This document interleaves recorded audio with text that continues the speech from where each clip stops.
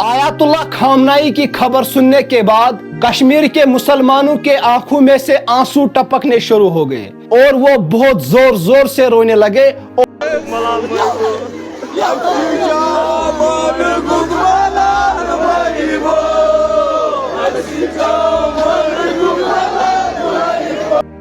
क्योंकि हर एक मुसलमान को पता है कि आज उम्मत मुस्लिमा का चिराग बुझ गया।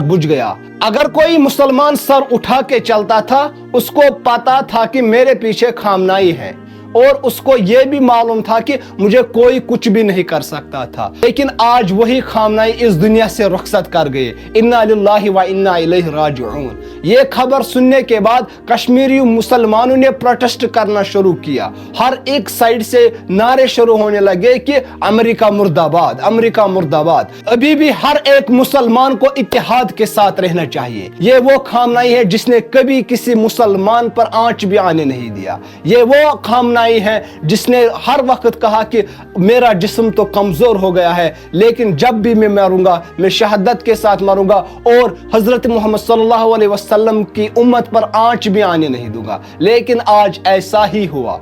उसने अपनी फैमिली गवा दी, अपनी जान गवा दी, लेकिन अपना सर नहीं झुकाया। अपना सर हमेशा ऊपर रखा। 46 साल की उम्र में कभी उसने अपना सर नहीं झुकाया। उसने बड़े बड़े लीडरों का सर झुकाया लेकिन खुद नहीं झुका। आज अल्लाह ताला की मर्जी थी, वो इस दुनिया से रुखसत कर गए। हम भी यही दुआ करते हैं कि खामनाई को अल्लाह ताला जन्नतुल फिरदौस अता करे। सबसे पहले ये खबर डोनाल्ड ट्रंप ने दी थी। तमाम लोगों को लगा कि ये फेक है। किसी भी इंसान को यकीन नहीं आया कि खामनाई इस दुनिया से रुखसत कर गए। लेकिन जब ईरानियों ने खुद इस पे स्टेटमेंट दी कि खामनाई ने शहादत पाई और उसी के साथ साथ लोगों ने प्रोटेस्ट करने शुरू किए। घर से निकलते आ रहे हैं, बच्चे निकलते आ रहे हैं, बूढ़े निकलते आ रहे हैं, जवान निकलते आ रहे हैं, यहाँ तक कि मस्तूरात भी निकलते आ रहे हैं कि खामनाई जिंदाबाद, अमेरिका मुर्दाबाद।